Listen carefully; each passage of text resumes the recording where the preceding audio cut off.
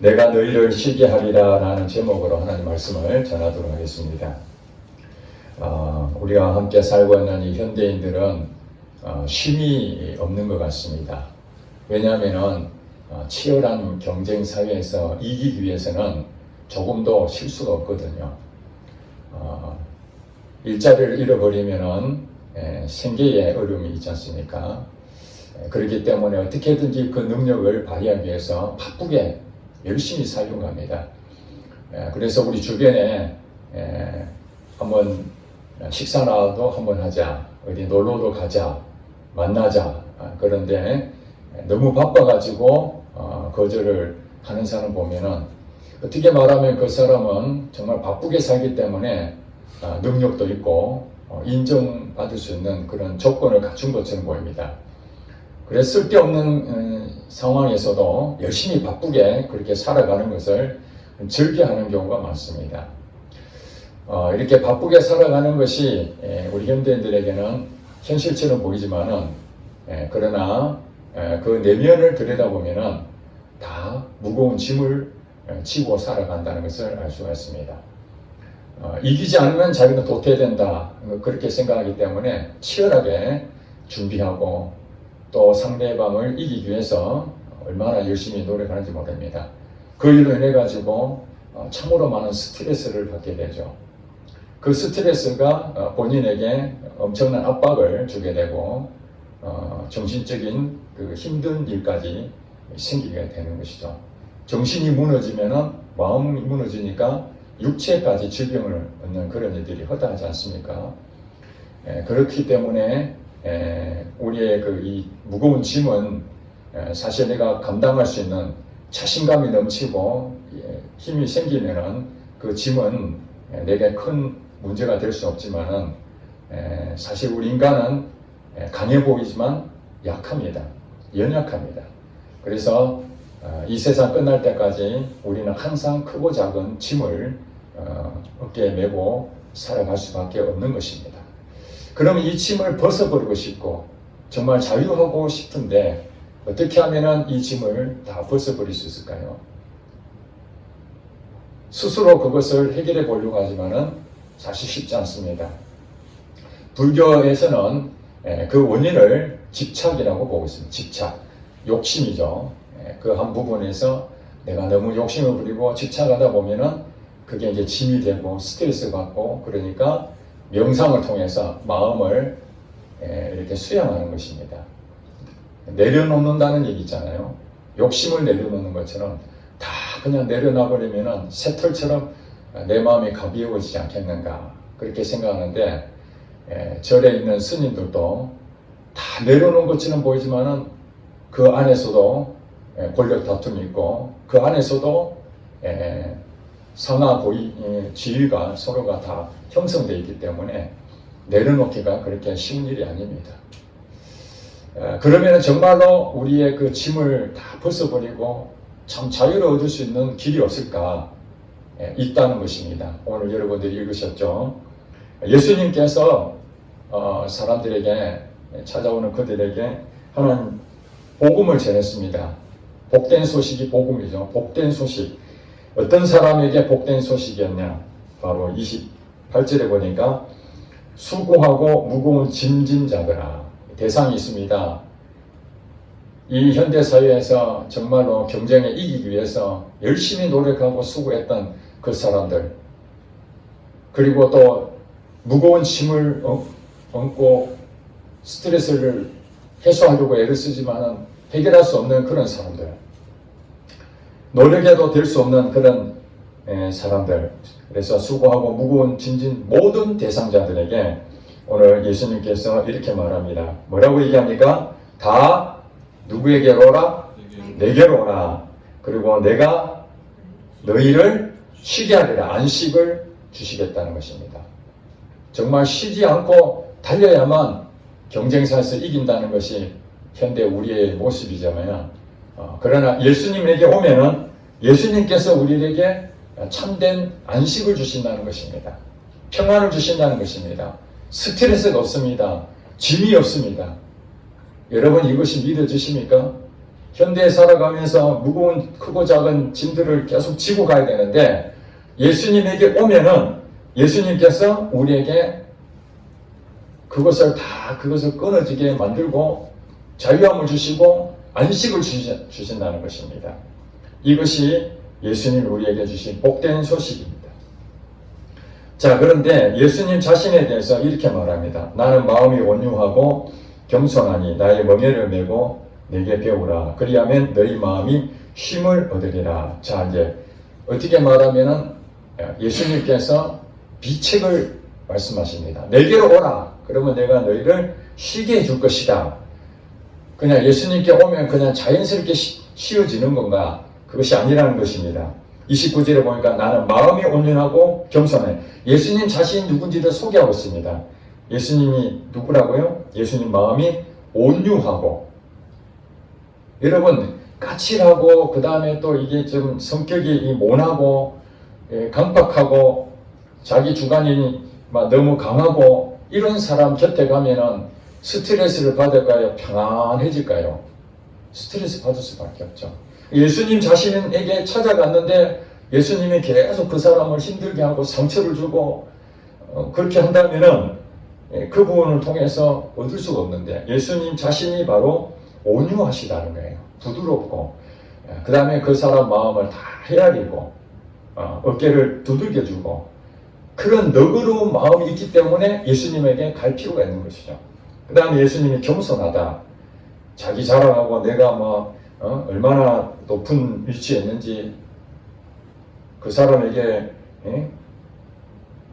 자랑거리가 많이 있는 그런 것이 아니라 겸손하다는 것은 자기 지위가 높은데도 불구하고 아주 그 사람 밑에서 더 낮은 자리에서 섬기는 마음으로 그 사람을 포근히 들어주고 이해해주고 또 품어주고 이것이 이제 겸손이거든요. 그러니까 수고하고 무거운 짐진자들이라는 이 대상들이 예수님에게 가면은 쉼을 얻고 안식을 얻는다는데 진짜인가?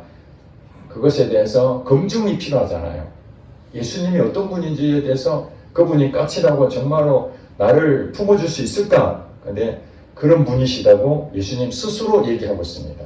그러니까 그 예수님에 대해서 우리가 신뢰할 수 있다면은 예수님에게 일단은 가야 됩니다. 자, 첫 번째 비책이 뭐냐? 내가 쉼을 얻을 수 있는 비책은 뭐냐? 예수님을 만나야 됩니다. 아멘. 예수님을 만나지 않으면 길이 없습니다. 그래서 예수님께서 뭐라고 했어요? 내가 곧 길이요 진리요 생명이다. 나로 말미암지 않고서는 아버지께로 갈 자가 아무도 없다. 길입니다. 진리입니다. 생명입니다. 우리가 절에 가고 산에 가서 명상한다고 안식을 얻는 것이 아닙니다. 일시적으로 평안한 마음이 있을지 모르면 여전히 또 짐이 오고 감당하지 못할 만한 그런 힘든 일이 생기면 여지없이 무너지는 것이 우리 사람일 수밖에 없습니다. 그래서 이제 예수님한테 오면은 예수님을 만나게 되면은 그 다음에 안식을 얻게 되는데 중요한 거는 그냥 안식을 얻는 것이 아니라 배워야 된다. 그 다음 뭐라고 얘기합니까? 나의 멍에를 메고 내게 뭐 해라고요? 배우라 이렇게 나오죠. 그리하면 이 조건부이죠. 그리하면 너희 마음이 무엇을 얻는다? 쉼을 얻는다. 그러니까 안식을 얻는 것이 공짜가 아니라는 것입니다.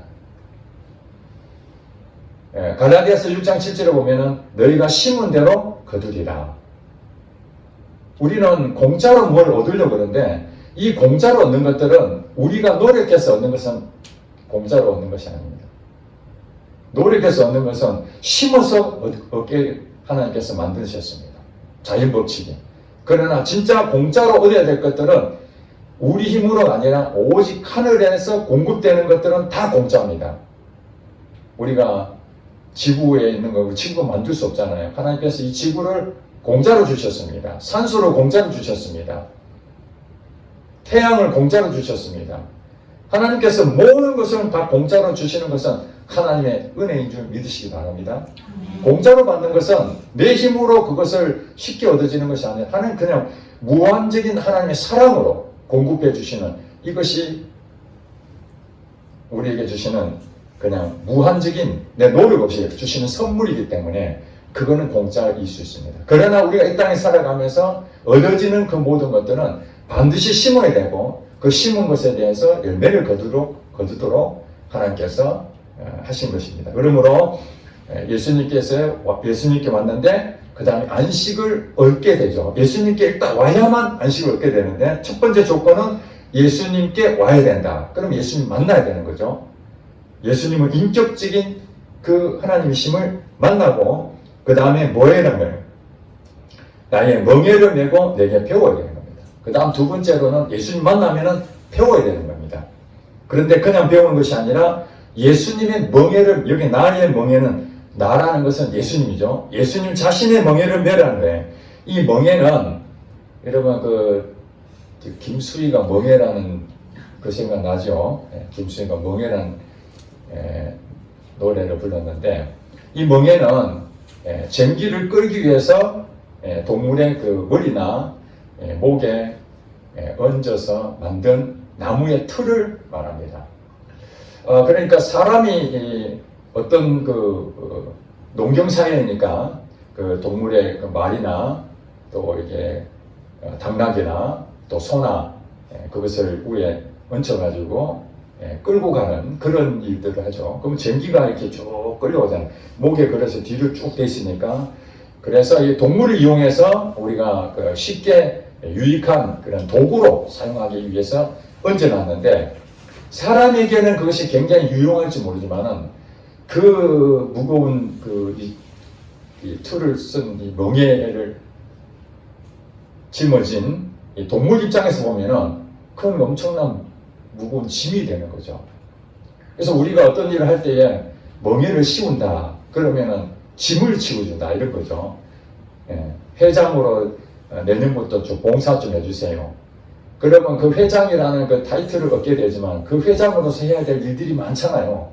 그럼 그것이 자기에게 마치 그 멍에를 씌우는 것처럼 느껴져서 내년부터 제가 회장이라는 멍에를 메고 일을 하게 됐습니다. 이런 의미입니다. 그런데 여기서 보니까 예수님께서 나의 멍에를 메라 짐을 전할.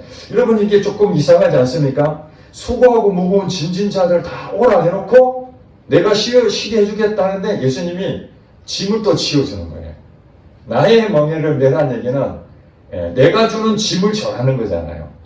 일종의 말하면은 너가 가지고 있는 그 짐은 내가 벗겨주겠는데 대신 내 짐을 네한테 딱 줄 테니까 그걸 메라는 거예요. 이것이 반어법적 표현입니다.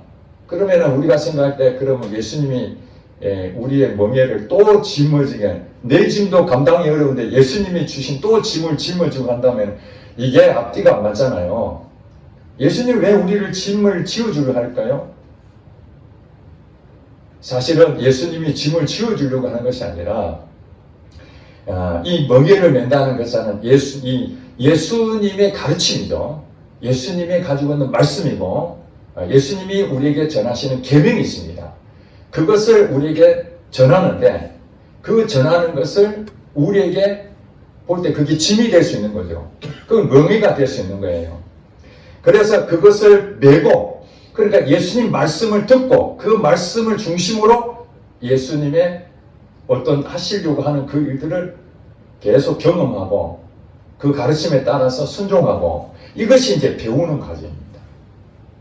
근데 아무것도 없이 뭘 배우라는데 뭘 배운다는 말입니까? 여러분 학교 다니면은 수학, 국어, 영어 여러 가지 그 과목 있잖아요. 그러면 거기 가서 수학을 배우면 수학책을 갖다 놓고 수학 선생님이 들어와가지고 그 과목을 설명하잖아요. 마찬가지로 배우라는데 뭘 배우니까? 예수님의 말씀이 배우는 중심이라는 거예요. 예수님 말씀. 즉 우리가 또 하나님의 말씀이신 이 성경 말씀 이것을 예수님께 오셔가지고 성경을 풀이해주고 그렇게 하지 않습니까?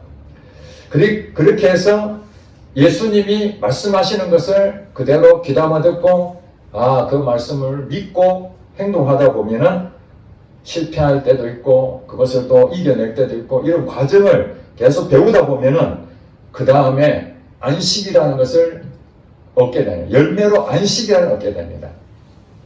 첫 번째는 예수님을 만나야만 안식으로 가는 첫 번째 관문이 있다면 두 번째로는 배워야 됩니다.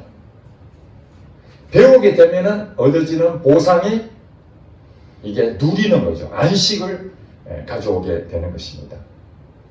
30절에 이렇게 말하지 않습니까? 멍해하니까 아이고 무거운 짐이다, 힘들다, 어렵다 이러는데, 자, 예수님이 주시는 멍해는 어떻다고 말합니까? 쉬워요, 어려워요? 쉽다. 그 다음에 예수님이 지어주는 짐이 있는데 그 짐은 가벼워요, 무거워요? 가볍다. 자, 이러면 감당할 수 있지 않겠습니까? 쉽고 가벼운데 그걸 못할 사람이 누가 있겠습니까? 자, 고등학생이 초등학교 산수를 공부하라 그러면은 쉬워요, 어려워요? 쉽죠. 다 아는 것인데. 만약에 대학교 수업을 고등학생이 들어가서 공부하라면 어렵죠. 왜냐하면 수준이 안 되니까. 그러니까 예수님이 우리에게 멍에를 지어주고 짐을 주는데 그것은 우리가 감당할 수 있다 없다? 할 수 있다는 거예요. 근데 거꾸로 얘기한다면은 내가 그것을 감당할 수 있는 것이 아니라 예수님이 도와주니까 감당한다는 거예요. 예수님이 그것을 할 수 있도록 예수님 주시는 멍에와 짐이라 하지만은 그것은 예수님이 다 들어주시고 그것을 전부 다 끌고 가시고 인도해 주시니까 힘이 하나도 안 든 거예요. 주체는 나지만은 그 뒤에서 예수님이 다 역사하시니까 쉬운 거예요. 그래서 성령으로 인도함을 받는 자가 하나님의 아들이라고 합니다. 성령으로 인도함을 받는. 그래서 성령님께서 이제 예수님 승천하시고 난 다음에 너희에게 성령이 임할 것이다. 그렇게 말씀하셨거든요. 그 성령님이 하나님이십니다. 근데 그 하나님이신 성령님은 멀리 계시는 것이 아니라 어디 계신다고요? 우리 안에 계십니다. 우리 안에서. 우리 안에서 예수님께서 말씀하시고 교훈해 주시고 또 성경 말씀에 기록된 것 이런 것들을 다 생각나게 하시고 그런 것들을 말씀해 주시니까 그것이 쉬운가 어려운가요? 쉬워지는 거죠. 그런데 우리가 신앙생활 할 때도 그렇습니다. 똑같습니다. 외부에서 볼 때에 교회 다니는 사람들을 얼마나 힘들게 보입니까? 일요일날 쉬고 등산하고 놀러 다니고 그래야 되는데 일요일날 교회 가가지고 예배 드린다 그러고 또 교회 봉사도 하고 또 기도하러 다니고 성경도 읽고 책도 잘 안 좋아하는데 성경책도 읽어야 되고 그들이 볼 때는 이게 바보짓 같잖아요. 그들이 볼 때는 이게 뭐같이 보입니까? 멍에를 지는 것 같아요. 멍에를 지고 무거운 짐을 지고 가는 것 같아요. 교회 안에도 여러분들 무거운 짐으로 여겨지는 사람이 있고요. 그것을 너무 쉽게 평안한 신앙생활을 하는 사람이 있습니다. 이 바리새인들과 종교 지도자들, 유대인들이 가장 중요하게 생각했던 것은 율법이었거든요. 모세가 준 10계명을 중심으로 해서 613가지의 율법을 자기들이 다 만들어 놓고 계명을 다 만들어 놓고 그걸 철저하게 지키면은 하나님의 복을 받는다고 그렇게 생각했습니다. 그런데 그것을 지킬 수가 없습니다. 왜냐하면 그건 인간의 힘으로 지킬 수가 없거든요. 안 되는 겁니다. 그런데 성령의 능력으로 도와주셔야만 그 율법이라는 것들이 지켜지는 것이지 그 인간의 노력은 안 되는 거거든요. 그래서 하나님께서 기준을 주셨습니다. 지켜보라고. 열심히 지키면 안 되잖아요. 그러니까 그들은 늘 이런 마음이 있었습니다. 내가 열심히 노력해도 안 되는구나. 그게 이제 짐으로 여겨지는 거죠. 신앙생활, 종교생활 이것이 짐으로 여겨지는 거예요. 제사 지내는 것도 힘들고 기도하라는 것도 힘들고 금식도 힘들고 모든 신앙생활이 힘들지만 내게 무거운 짐이지만 그걸 지키면은 복을 받는 줄 알고 열심히 지키려고 애를 썼던 그들에게 예수님께서 수고하고 무거운 짐진 자들아 이 내용 안에는 율법을 지키려고 애를 썼던 그 유대인들 그런 사람들에게 당시에는 말씀하고 있는 것입니다. 그런데 이것이 예수님이 오심으로써 그 율법에서 지키지 못하는 그 죄로 인해 가지고 묶여있던 그들이 이제 예수님 오셔가지고 죄에서 벗겨졌잖아요. 죄를 사해 주셨잖아요. 죄의 짐이 있던 그것을 다 벗겨주고 구원하셨습니다. 예수님이 구원하시려고 오신 목적이 바로 이 죄에서 죄 사슬에서 무거운 짐으로 끌고 가는 여기서 완전한 자유를 주시려고 예수님 오셨거든요. 그리고 이제 예수님께서 이제 죄에서는 자유가 됐고 억압받은 데서는 해방이 됐다. 할렐루야. 이렇게 이제 마음을 먹고 생활해야 되는데 오늘 우리 그리스도인들은 다시 옛날 유대인들처럼 성경책에 보면은 하지 마라, 하라 요 기준을 갖다 놓고 하지 마라 하니까 자기 노력으로 열심히 안 하려고 그러고 또 하라 그러니까 그거 열심히 하려고 애를 쓰죠. 성경에 뭐라고 하는 거야? 용서하라. 원수를 사랑하라. 그러니까 여러분들 어떻게 생각해요? 야, 성경에 용서하라, 원수를 사랑하라 했으니까 오늘부터 이제 내가 사랑해야 되겠구나. 그렇게 결심하고 여러분 열심히 수고해보지만 어느 정도까지 내가 감당할 수 있으면은 충분히 감당하지만 그 이상 내가 더 이상 안 되면은 어떻게 되면 스트레스가 되고 이제 짐이 됩니다. 아, 나는 못 지키는구나. 늘 하나님 앞에 죄송한 마음이 생기는 거죠. 하지 마라. 그러면은 안 해야 되는데 여러분 잔디에 들어가지 마세요. 탁 하면은 그 다음에 어떤 마음 듭니까? 들어가고 싶은 마음이 생기는 거예요. 아예 없으면 안 들어가는데 딱 보는 순간에 잔디에 들어가지 마세요. 그리고 우리 박물관이나 전시장 가면은 만지지 마세요 그러잖아요. 그러면은 차라리 유리를 딱 해놨으면 안 만지는데 유리도 없고 그냥 만지기 좋게끔은 괜히 만지고 싶잖아요. 인간이 그렇습니다. 무엇인가 하지 말라면 하고 싶고 하라 그러면 하기 싫은 거예요. 이 성경도 하지 마라 하면은 안 해야 되는데 막 더 하고 싶고 그런 부분들이 우리 인간의 연약함이 있는 거예요. 그래서 예수님께서 이 땅에 오신 것은 죄 사슬에 묶여있고 사단에 정죄하는 그 부분에서 우리를 완전히 자유함을 주시려고 구원해 주신 목적이 그겁니다.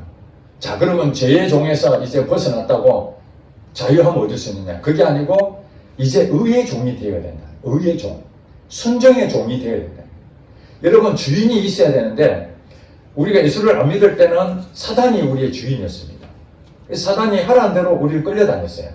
근데 이제 사단이 나를 지배했던 것에서 예수를 믿음으로써 사단의 모든 그 권리에서 다 끊어지게 된 겁니다. 다 끊어졌어요. 이제는 하나님께 내가 소속된 자녀로서 바뀌어졌잖아요. 그러면 이제 하나님이 나의 주인이 되신 거예요. 하나님 나의 주인이면 내가 종이 되는 거잖아요. 물론 이 종이라는 의미는 좀 부정적인 부분이 있을 수 있습니다.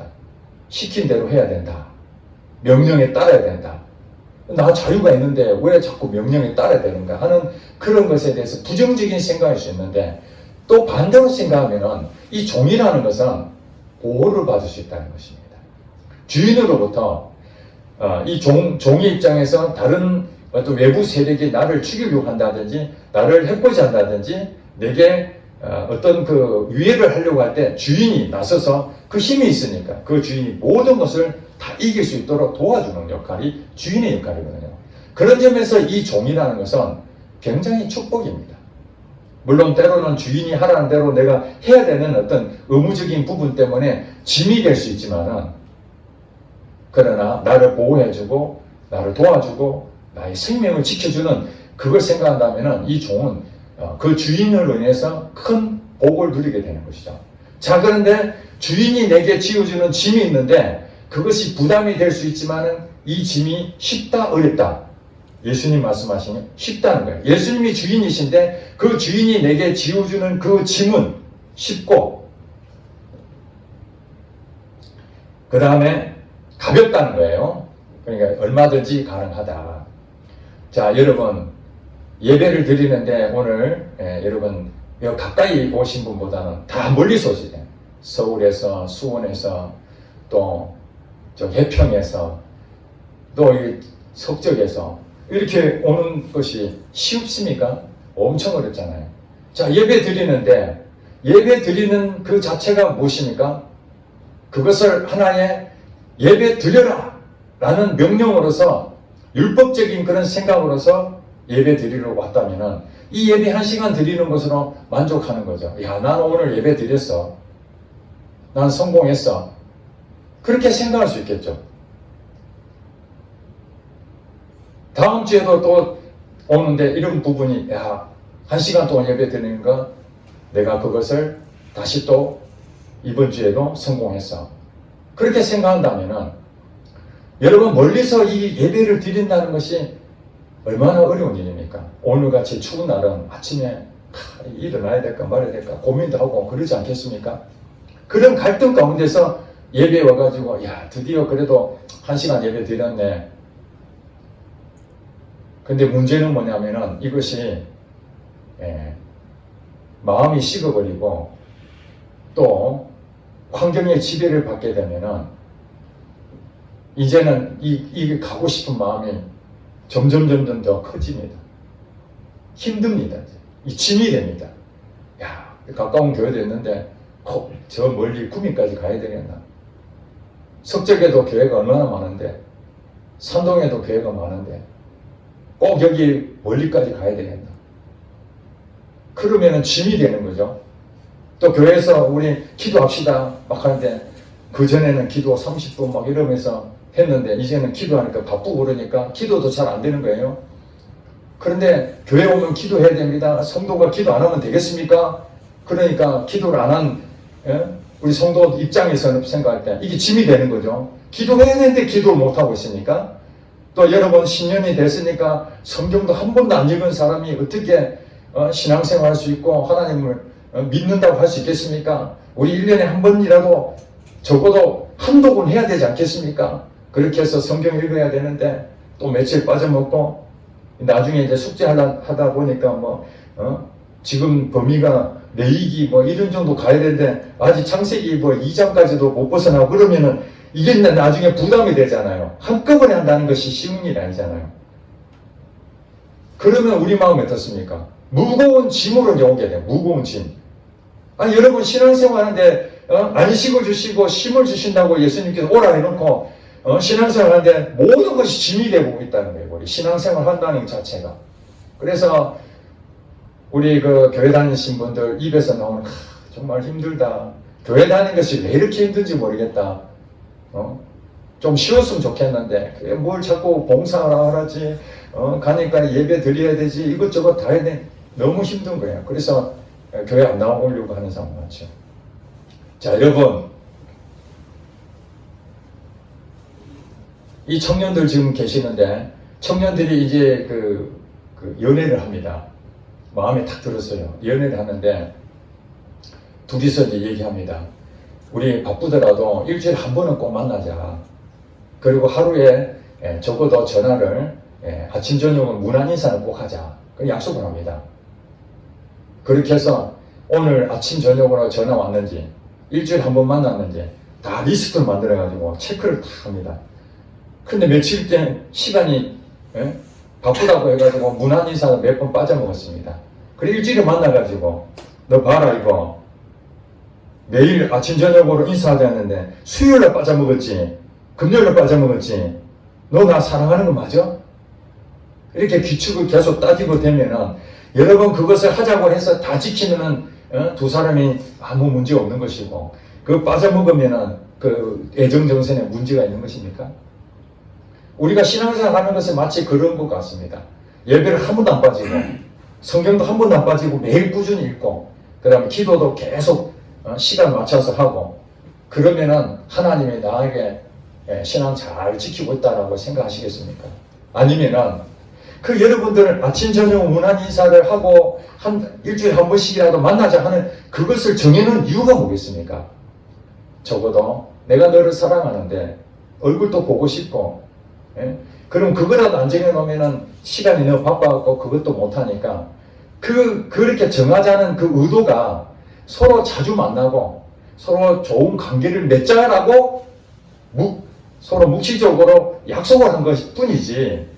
그렇잖아요. 우리가 예배 드리는 것이 하나님하고 예수님하고 깊은 교제를 나누기 위해서 하나님께 영광을 돌리기 위해서 예배를 드리자고 하는 것이지 그냥 예배한 자체로 끝나면은 그 카운트 하나 한 것으로 하나님 앞에 나 이거 이제 좀 잘했지요? 숙제 내듯이 의무적인 책임감으로 한다 그러면은 하나님 보실 때에 원래 주신 그 목적이 아니잖아요. 기도하라, 그 다음에 성경 읽어라. 이거는 어떤 나타나는 현상에 도표를 만들어서 숙제하듯이 하라고 주신 것이 아니라 하나님하고 관계에서 더 많은 것을 경험하고 친밀한 나눔을 가져라고, 기도하다 보면 하나님을 더 깊이 알게 되고, 아 그렇구나, 하나님 내게 이런 마음을 주시는구나. 때론 내가 잘못된 거 회개하고 막 눈물 흘리면서 기도를 통해서 회개하고 막 이런 마음 생기잖아요. 그러면 내 마음에 잘못된 것들 거기서 고치려고 하는 마음이 딱 생기잖아요. 성경을 읽었더니 야, 이 말씀이 오늘 시작할 때 제가 말씀 하나 봉독해 드렸잖아요. 내일 일을 위하여 염려하지 말라. 내일 일은 내일이 염려할 것이요 한날의 괴로움은 그날로 족하니라. 성경을 딱 읽으니까 내일 도대체 어떻게 될 것인지 근심 걱정하고 있었는데 성경을 딱 읽는 순간에 야, 내일 일은 염려하지 말라는 거구나. 예수님이 말씀하셨으니까 그 말씀을 나는 믿는다. 그것이 이 말씀을 읽어야 될 목적인 것이죠. 기도도 마찬가지고 이 예배 가운데 성령님의 임재를 통해서, 성령님을 통해서 하나님을 더 깊이 경험하고 또 나의 부족함 통해서도 하나님 은혜를 베풀어 주시는 이 한 시간 드려지는 그 예배의 그 소중함을 깨닫고 돌아갈 때 여러분 안식이라는 것을 보상을 받는 것이죠. 예배를 통해서 여러분들이 나타나는 부분이 하나님하고 친밀한 관계를 통해서 보상을 받는 것이 안식이죠. 기도를 통해서 하나님과 깊은 관계를 맺다 보니까 그게 나타나는 보상이 안식이 되는 것이고, 성경 읽는 것도 그 성경 읽다 보니까 하나님 주신 말씀을 깨달아지고 은혜를 체험하니까 그걸 통해서 안식을 얻고 평안을 얻으니까 그것이 보상이 되는 것이지. 그래서 성경을 매일 읽어야 되는 것은 그것을 더 많이 경험하기 위해서 매일 읽고 매일 기도하고 또 이 멀리서라도 예배 드리려고 온 것이지. 그러니까 이런 것들, 현상은 다 한 번으로 족하고 다 사라지는 것들입니다. 우리가 음식을 아무리 맛있는 걸 먹어도 그걸 먹으면 내 뱃속에 영양분이 공급되고 완전히 없어져 버리잖아요. 그걸 어제 먹었던 탕수육을 자꾸 생각한다고 지금 탕수육이 생기는 거거든요. 그 먹은 것으로 다 끝나버린 겁니다. 어제 일은 다 지나간 겁니다. 그래서 하나님께서 오늘 또 새로운 만나를 주시기 위해서 말씀을 묵상하고 기도하고 하나님을 찬양하고 이런 것이 반복이 되는 것이죠. 그런데 사랑하면 짐이 느껴질 수가 없습니다. 만약에 사랑하는 것이 아니고 그냥 계산을 한다면 야, 그 뭐 멀리까지 내가 예배 드리러 구미까지 가야 될 필요가 있을까? 가까운 데 교회 가도 되는데 논리적으로 맞죠. 그런데 하나님을 사랑하니까 또 우리 성도들을 사랑하니까 하나님께 이 교회 공동체를 주셨던 것은 비록 적은 숫자지만 내가 그 성도로서 함께 이 교회를 섬기라고 나를 보냈으니까 우리 성도들을 사랑하고 하나님을 사랑하기 때문에 그 멀리서도 여기 가서 예배 드리는 그 마음, 그걸 하나님 받으시는 것이죠. 저희 군대 동기 중에 한 친구가 자기 여자친구가 교회를 다니니까 자기는 교회를 안 다니는데 나를 사귀려면 교회를 다녀야 된다 해가지고 교회를 다녔습니다. 근데 무슨 믿음이 있겠어요? 그 여자친구 때문에 교회에 와준 것이죠. 관심을 사기 위해서. 그러다 군대에 온 거예요. 제가 이제 신앙생활 하니까 이제 궁금해서 교회에 대해서도 물어보고 하나님에 대해 물어보고, 그래서 제가 이제 부흥 집회가 있는데 거기 한번 가자. 거기 가서 하나님을 만나야 된다. 그랬더니 진짜 하나님 만나버린 거예요. 거기서 성령을 체험하고 회개하고, 그 뒤부터는요 다른 부서인데 저한테 와가지고 예배 드리고 싶은데 왜 일요일이 빨리 안 오냐는 거예요. 여러분, 일요일 날은 일주일에 한 번 오잖아요. 그런데 예배 드리고 싶으니까 지금 어떤 상태입니까? 사랑에 빠져버린 거예요. 하나님께 사랑에 빠져버리니까 그냥 의무적으로 갔던 주일 예배가 아니고 그냥 매일 가고 싶다는 거예요. 제가 혼났습니다. 좀 자제해라고. 지금 아니야. 일요일 날 좀 시간 있으니 그때 같이 가자. 그냥 어떻게 말하면은 그냥 하나님 말씀이 자기에게 그냥 흠뻑 젖는 일이 되는 거예요. 너무너무 막 그냥 신앙이 뭐 쑥쑥 잘하는 거예요. 뭐 하나 가르쳐 주면은 2개, 3개로 또 질문이 들어오죠. 왜냐하면 하나님에 대해 사랑에 빠져버리니까. 그래서 이 짐이라는 것은요, 내가 열정도 식어버린다든지 또 별로 관심이 없는데 자꾸 얘기하면은 이게 이제 무거운 짐이 되는 거예요. 이거 해. 성도님들 이렇게 하세요. 별로 하고 싶지 않아요. 그러면 그 하나님 어쩔 수 없이 그냥 흉내만 내는 거죠. 이 짐이 되는 거예요. 스트레스 받습니다. 그래서 제가 우리 청년 때 제가 하나님을 만나고 성령에 이제 충만해졌는데 그 목사님은 이제 옛날 분이라서 어느 날 이제 설교 시간에 이렇게 했습니다. 자, 직분을 맡고 있는 모든 분들, 집사, 교사, 뭐 이런 모든 분들은 새벽 기도를 100% 출석해야 된다는 거예요. 그렇지 않으면은 그거는 신앙인이 아니다는 거예요. 저는 이제 새벽에 일어나는 것이 매우 힘들어하는 사람인데, 그러니까 저는 이제 교사였거든요. 교사도 이제 포함이 되는 거예요. 새벽 기도 무조건 나오지 않으면은 이제 나는 신앙이 별로 없는 사람이 되는 거예요. 그래서 이제 새벽에 5시에 새벽 기도 드리면은 4시 반쯤에 이제 알람 맞춰놓고, 그러면 이제 저는 이제 성격이 예민한 경우도 있으니까 4시 반에 일어나야 되는데 이게 잠을 일찍 자야 되잖아요. 12시 1시 자가지고 안 되잖아요. 평소에는 12시 1시 자던 사람이 4시 반에 일어난다는 게 그 쉽지 않잖아요. 그래서 이제 잠을 자는데 뭐 2시도 깨고요, 3시도 깨고 4시 반까지 진짜 잠을 설치다가 새벽 기도를 갔습니다. 자, 5시에 예배 드리는데 처음부터 끝까지 졸려가지고요, 그냥 새벽 기도에 왔다는 것으로, 나는 신앙인이 되었다는 것으로 의무적으로 그렇게 하고 또 집에 가고 또 잡니다.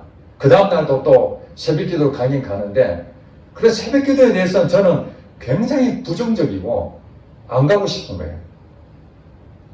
자, 여러분들 짐을 지우는 것은 또 한 가지 있습니다. 제가 여러분들한테 새벽 기도, 이제 내일부터 우리 새벽 기도를 합니다. 15시 합니다.